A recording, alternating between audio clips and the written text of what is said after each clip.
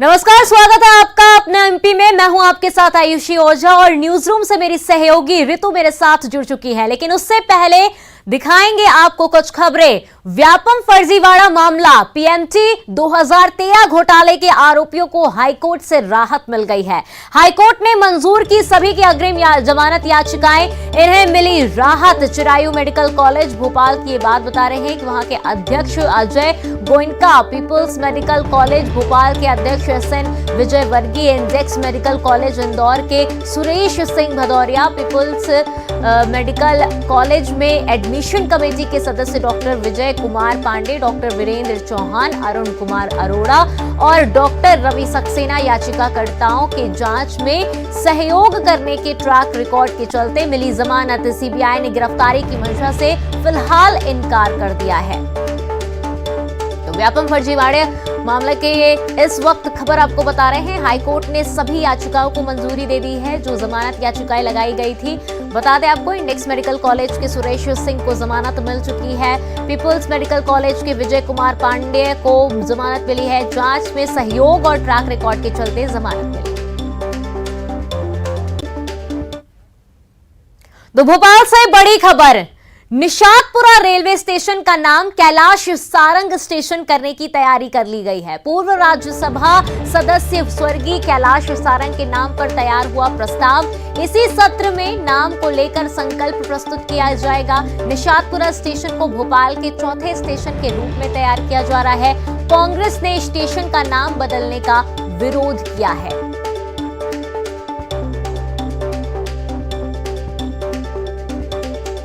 तक सवाल है तो मैं तो इस मत का हूँ, यह परंपरा गलत है।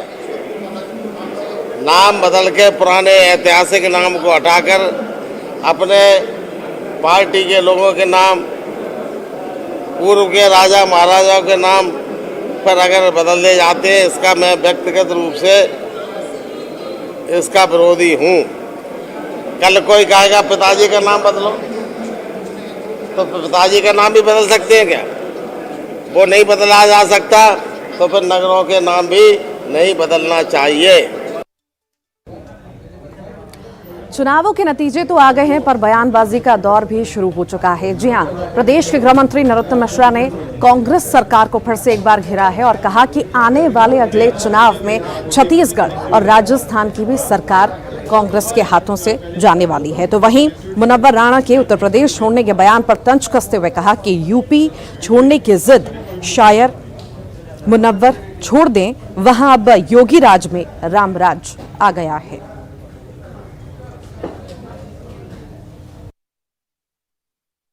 कमलनाथ जी के घर घर चलो अभियान को कांग्रेस ने बहुत अच्छी तरह से स्वीकार किया और 5 राज्यों में घर बैठ गए।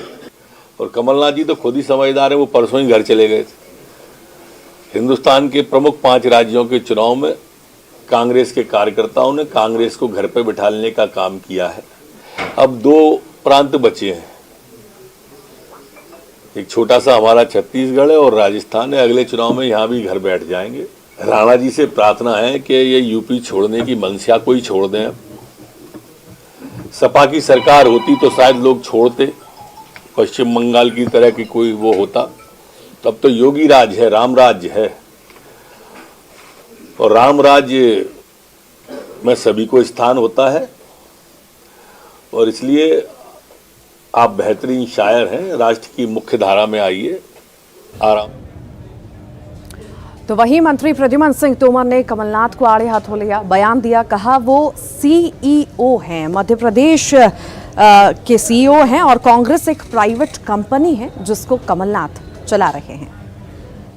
है ही नहीं, अब कांग्रेस पार्टी नहीं है, एक Congress party private limited company है जिसके अलग अलग CEO हैं। मध्य प्रदेश में उसके CEO कमलनाथ जी हैं।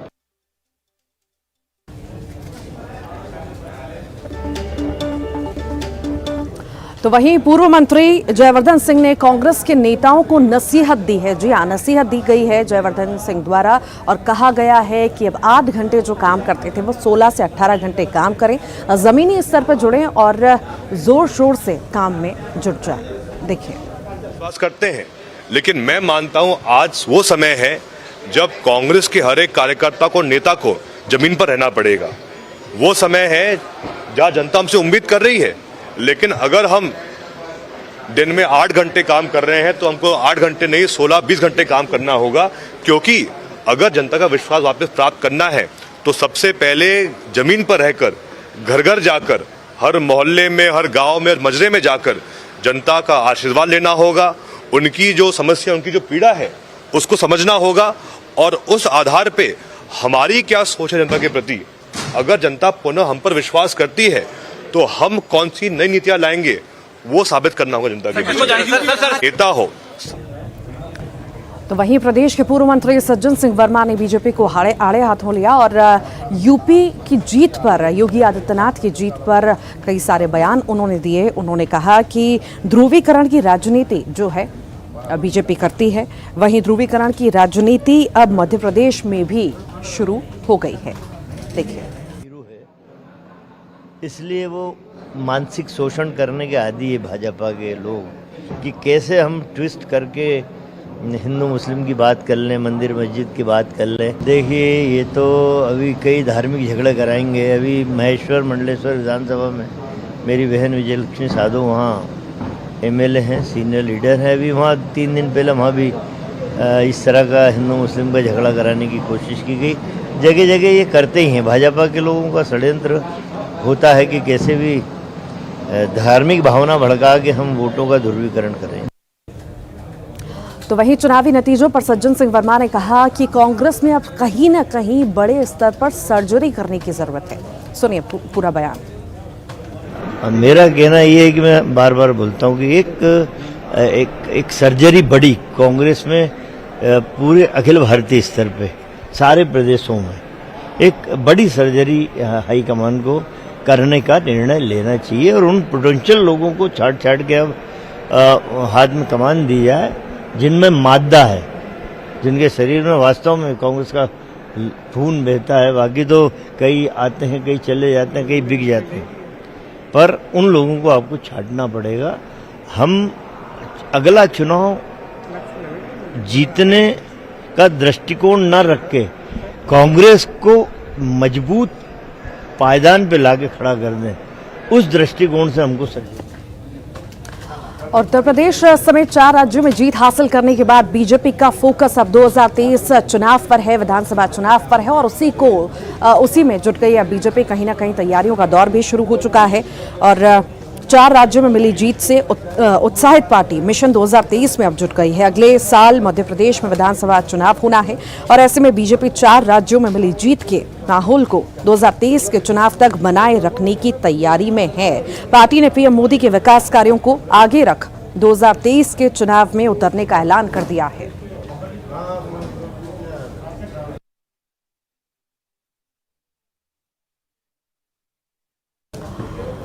और मध्य प्रदेश में बिजली कंपनियों द्वारा बिजली के दाम बढ़ाने को लेकर विद्युत नियामक आयोग में दायर की गई तमाम याचिकाओं को लेकर के जनसुनवाई पूरी हो गई है। आपत्तियों को सुनने के बाद विद्युत नियामक आयोग ने अगली सुनवाई 14 मार्च को तय की है, लेकिन इस दौरान विद्युत नियामक आयोग को आपत्तिकर्ताओं के विरोध का भी सामना करना पड़ा है, क्योंकि तमाम आपत्तिकर्ताओं का कहना है कि मध्य प्रदेश में उपभोक्ताओं पहले से ही सबसे महंगी बिजली खरीद रहा है। उद्योग जगत को पड़ोसी राज्यों से तकरीबन 35% से भी ज्यादा महंगी बिजली दी जा रही है। ऐसे में बिजली के दाम बढ़ाना उपभोक्ताओं के लिए उचित नहीं होगा। इसी के साथ ही आपत्तिकर्ताओं ने प्रस्तावित मिनिमम चार्ज को खत्म करने, फिक्स चार्ज को खत्म करने और ट्रिपिंग की समस्या को खत्म करने की भी मांग उठाई है। कि करीब करीब ऐसा जो ज्ञात हुआ है, जबलपुर से जो आपत्तियां थी, करीब 32 आपत्तियां थी, उनकी सुनवाई 8 तारीख को हुई थी। उसके बाद 9 तारीख को भोपाल में सुनवाई हुई थी, और 10 तारीख को इंदौर में सुनवाई करके समाप्त कर दी गई। और ऐसा जो हमें सूत्रों से ज्ञात हुआ है, करीब 200 से 250 आपत्तियों को आयोग ने सुना है, लेकिन बड़ी जल्दबाजी में सुना है। मालूम नहीं आयोग को काहे की जल्दबाजी है, जबकि आयोग एक न्यायिक संस्था के तौर पर उसको मान्यता मिली है। लेकिन इसमें सबसे बड़ी जो टेक्निकल दिक्कत ये आ रही है कि आपत्तियों की लगाने की जो अंतिम तिथि थी वो 4 फरवरी थी, 4 मार्च थी।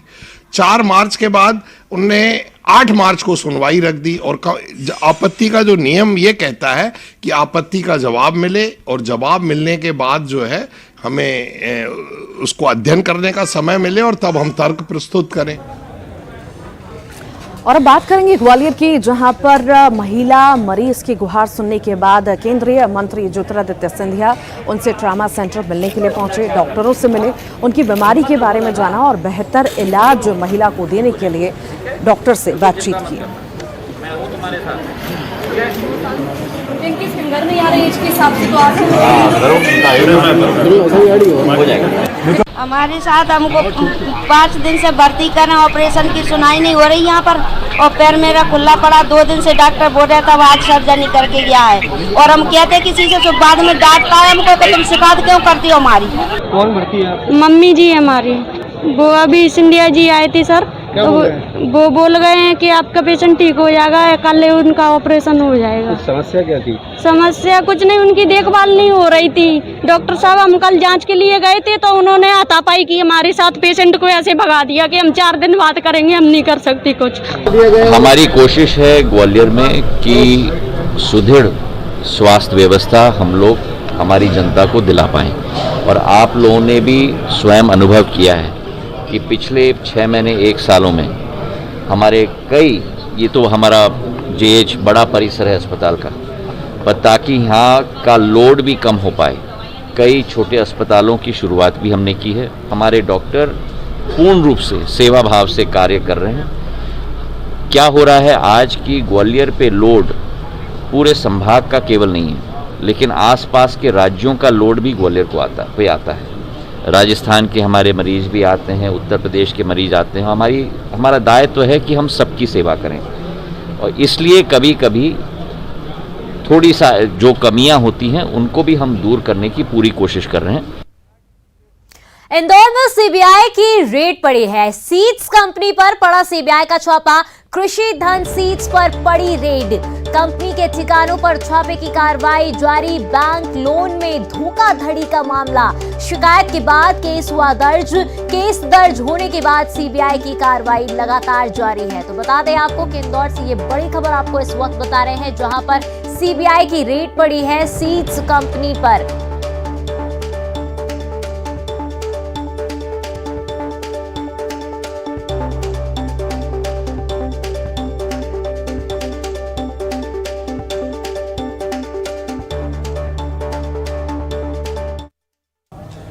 और दमोह जिला कलेक्ट्रेट में शराब की बोतलें मिलने से खलबली मच गई है। बताते हैं आपको, पहले भी राज्य मंत्री दौरे पर पहुंच चुके हैं और उसी दौरान शराब की बोतलें दिखाई दी थी और उन्होंने नाराजगी भी जाहिर की थी। उसके बाद भी स्थिति ऐसी ही बनी हुई है। साथ ही इलाके में नशा मुक्ति अभियान चलाने की सलाह अफसरों को दी गई थी, हिदायत के तौर पर दी गई थी। इस संबंध में जब कलेक्टर से जवाब मांगा गया तो वो कलेक्ट्रेट परिसर को मॉडल परिसर में तब्दील करने की बात कहकर मामले को टालते हुए नजर आए। जैसे कि आप सब विदित हो, कलेक्ट्रेट कैंपस को हम लोग एक मॉडल कैंपस के रूप में विकसित कर रहे हैं। लगातार यही प्रयास किया जा रहा है, जितने भी कलेक्ट्रेट के अंदर के परिसर हो, पूरी हम लोगों की स्वच्छता के बारे में और बाकी जितने भी लोगों को सुविधाएं मिलनी चाहिए उसके तहत विकसित करने का प्रयास किया जा रहा है। तो लगातार जो है हम लोगों की सफाई का काम भी चल रही है, और जितनी भी सुविधाएं को रिपेयर करने की और मेंटेनेंस में रखने की कार्यवाही वो लगातार चल रही है। और हम लोगों की प्रयास यही है कि पूरा कलेक्ट्रेट कैंपस को जो है लोगों की सुविधा के तहत और जो अपना मॉडल कैंपस के तरह जो है उसको विकसित करने की अब लगातार जो है हम लोगों की सफाई अभियान जो है लगातार चल रही है। तो कुछ पुराने अपने वाटर कूलर्स जो है जो बहुत दिनों से उपयोग नहीं किया गया है, वहाँ पे हम लोगों के यहाँ पे कुछ बॉटलों मिलने की आपकी द्वारा मैसेज मिली है, इसको भी हम लोग चेक कर लेंगे ये कब से उपयोग नहीं किया जा रहा है और यहाँ पे कलेक्ट्रेट कैंपस में पर्याप्त सिक्योरिटी है कि नहीं, कहीं पे ऐसी स्थिति तो नहीं है कि हम लोगों के यहाँ पे नियम के विपरीत कहीं पे काम हो रही है। सब हम लोग जांच कर लेंगे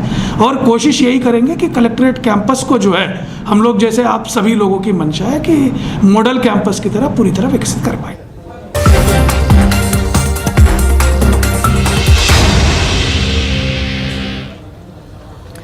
एक बार फिर स्वागत है। ब्रेक के बाद बात करेंगे ज्योतिरादित्य सिंधिया के। जी हां, आज उनको 2 साल पूरे हो चुके हैं, बीजेपी में शामिल हुए और आज 2 साल पूरे होने पर उन्होंने खुशी जाहिर की है। उन्होंने कहा कि जो प्रधानमंत्री नरेंद्र मोदी और जेपी नड्डा ने मुझे प्यार दिया है, उससे मैं काफ़ी ज़्यादा खुश हूँ। बीजेपी ने मुझे मौका दिया इस पार्टी से जुड़ने का और बीजेपी एक जागरूक संगठन है। प्रधानमंत्री जी की लोकप्रियता विदेश में भी कायम है। हम यूक्रेन से भी भारतीयों को सकुशल वापस लाए हैं। आज भी बचे हुए स्टूडेंट को यूक्रेन से वापस लाया जा रहा है। तो वहीं सिंधिया ने यूपी और अन्य राज्यों में विपक्ष को मिली हार पर निशाना साधा। उन्होंने कहा कि लोग सुधर नहीं रहे और हार का ठीकरा ईवीएम पर फोड़ रहे हैं। उन्हें अपनी अंतरात्मा में झांकना चाहिए। मुझे भारतीय जनता पार्टी में प्रधानमंत्री जी नरेंद्र मोदी जी के नेतृत्व में, हमारे अध्यक्ष नड्डा साहब के नेतृत्व में सेवा करने का मौका मिला है। इस जागरूक नेतृत्व में, सेवा भाव के नेतृत्व में एक नई इतिहास जो देश और विदेश में भी प्रधानमंत्री जी के नेतृत्व में लिखी जा रही है। जैसे कि अभी यूक्रेन से हमारे सारे विद्यार्थियों को हम लोग निकाल के लेके आए हैं, करीब 18-19 हज़ार। आज जो बच्चे थे 600 सुमी में 3 फ्लाइट्स हमारी गई हैं, उनको भी हम लोग वापस ला रहे हैं। तो जो एक जन कल्याणकारी और एक जनसेवा का इतिहास प्रधानमंत्री जी ने रचा है, उसी के आधार पर सेवा भाव में भारतीय जनता पार्टी आगे बढ़ रही है। एकात्मा मानववाद की। और ग्वालियर पहुंचे सिंधिया ने आज 48 साल बाद अपनी पुरानी यादें ताज़ा की हैं। जी हाँ, पुरानी यादें उन्होंने ताज़ा की। और जब वो आंगनबाड़ी केंद्र पहुंचे थे, बच्चों के आंगनबाड़ी केंद्र पहुंचे बच्चों से मिलने, इंदिरा नगर थाटीपुर के आदर्श आंगनबाड़ी केंद्र में सिंधिया का काफिला पहुंचा। सिंधिया ने आदर्श आंगनबाड़ी की व्यवस्थाओं को देखा। बच्चों के लिए टेबल कुर्सी, मध्याह्न भोजन, साफ सफाई के साथ ही पढ़ाई और खेल उपकरणों के बारे में जानकारियां ली। सिंधिया ने कहा, नन्हे बच्चों के साथ करीब आधा घंटा बिताया। इस दौरान सिंधिया ने बच्चों को कुछ कहानियां भी पढ़ाईं, तो वहीं उनसे सवाल भी पूछे। बच्चों से मेल मुलाकात के बाद सिंधिया ने इनको फल बांटे। सिंधिया ने बातचीत करते हुए कहा, आज बच्चों के बीच पहुंचकर उन्हें अपना बचपन याद आ गया और उन्होंने कहा कि आंगनबाड़ियों का कायाकल्प करने के लिए सरकार के साथ ही लोगों को भी जोड़ा जा रहा है। जिस संकल्पता के साथ हमारी आंगनवाड़ी की प्रचारक, शिक्षक और सारी सुपरवाइजर्स मेहनत मशक्क़त के आधार पर मध्य प्रदेश, ग्वालियर और भारत के भविष्य को निखार रही हैं, मैं उन सबको प्रणाम करता हूं। और हमारे बच्चों से मिलकर एक अपना बचपन याद आ जाता है और किस तरीके से जब हम इनकी उम्र में होते थे, हमको भी ऐसी छोटे छोटे कुर्सियों पे बैठाकर सिखाया जाता था। और अब बात डिंडौरी की करेंगे, जहां पर लोग गंदा पानी पीने को मजबूर हैं। रात भर लाइन में लगते हैं, कुएं से पानी लाते हैं, उसके बाद भी उन्हें गंदा पानी मिलता है और जो बीमारियां लगातार पैदा कर रहा है, पर कोई इस और ध्यान देने वाला नहीं है। लगातार गुहार लगाई जाती है। स्थानीय लोगों की शिकायत है कि गांव के स्कूल के हैंडपंप में ही पानी है, वो भी 2 से 3 बाल्टी पानी ही 1 घंटे के भीतर निकल पाता है। बच्चे से लेके बुजुर्ग तक रात को 2 बजे पानी भरते हैं और उसके बाद पानी मिलता है, पर 1-1 गिलास बाल्टी में पानी आती है। और जब पानी खत्म हो जाता है तो घंटा 2 घंटा बैठ के जब पानी थोड़ा बहुत जमा हो जाता है कुआं में, उसके बाद बारी बारी करके निकालते हैं। इस मामले की जांच की जाएगी और पीएचई विभाग के साथ जाके वहां पर देखा जाएगा कि वहां पर किस प्रकार का संकट है और क्या हम वहां पर कोई नया सोर्स क्रिएशन कर सकते हैं। आज जो परिस्थितियां हैं, देखिए नल और जल की हमारी योजना है। कठिनाई डिंडौरी में जरूर हमने, आपको पता होगा, हमने करोड़ों रुपए का डिंडौरी जिले के कई ग्रामों में अभी से भीषण जल संकट के हालात बने हुए हैं। इस वक्त हम मौजूद हैं सहपुरा विधानसभा के डोमदादर गांव में, जहां पानी के लिए लोग रत जगह करने के लिए मजबूर हैं। इस वक्त सुबह के 4 बज रहे हैं और पानी के लिए यहां लोगों की कतार लगी हुई है। गांव में सिर्फ एक ही कुआं है जिसमें इतना भी पानी नहीं रहता कि गांव वालों की प्यास बुझ सके। लिहाजा पहले पानी भरने के लिए ग्रामीण रात में ही कुएं के पास जमा हो जाते हैं और अपनी बारी का इंतजार करते हैं। इलाके की एसडीएम काजल जावला मामले को गंभीरता से लेते हुए जल्द समस्या का निराकरण करने की बात कर रही हैं, तो वहीं इलाके के सांसद व केंद्रीय राज्य मंत्री फग्गन सिंह कुलस्ते गोलमोल बातें कर अपनी जिम्मेदारियों से पल्ला झाड़ते हुए नजर आ रहे हैं। विजय तिवारी, न्यूज़ 18, डिंडौरी। और इसी के साथ ही अपना एमपी के इस बुलेटिन में इतना ही। मुझे, मेरी सहयोगी, मेरी पूरी टीम को दीजिए इजाजत। नमस्कार।